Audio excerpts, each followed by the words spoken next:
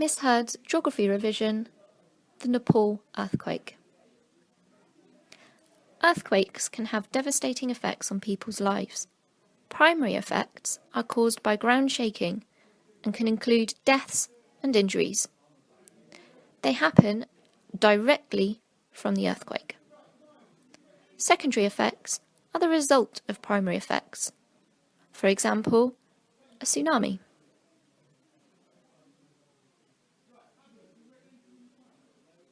On April 25, 2015, Nepal was struck by an earthquake measuring 7.9 on the Richter scale.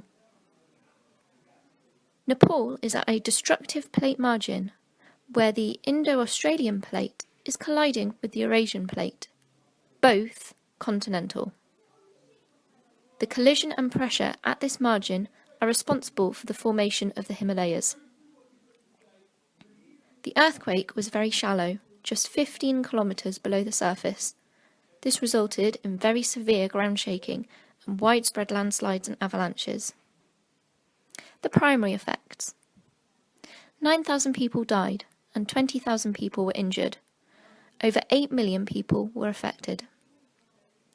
3 million people were left homeless when their homes were destroyed in the shaking. Electricity and water supplies and communications were affected. 1.4 million people needed food, water and shelter in the days and weeks after the earthquake. 7,000 schools were destroyed and hospitals were overwhelmed with patients.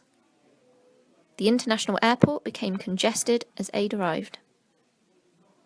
50% of shops were destroyed, affecting food supplies and people's livelihoods. The overall estimated cost of damage from this earthquake to Nepal was $5 billion. Secondary effects. The ground shaking triggered avalanches on Mount Everest. These avalanches killed at least 19 people. The immediate responses to the Nepal earthquake. Search and rescue teams, water and medical support arrived quickly from countries such as the UK, India and China.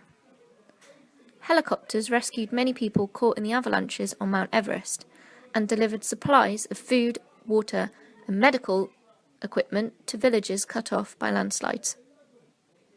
500,000 tents were needed to provide shelter for the homeless, and financial aid was pledged from many other countries. Field hospitals were set up to ease overcrowding in the main hospitals. Social media was widely used in search and rescue operations, and Twitter and Facebook to check in to show relatives that people were safe. The long-term responses to the Nepal earthquake.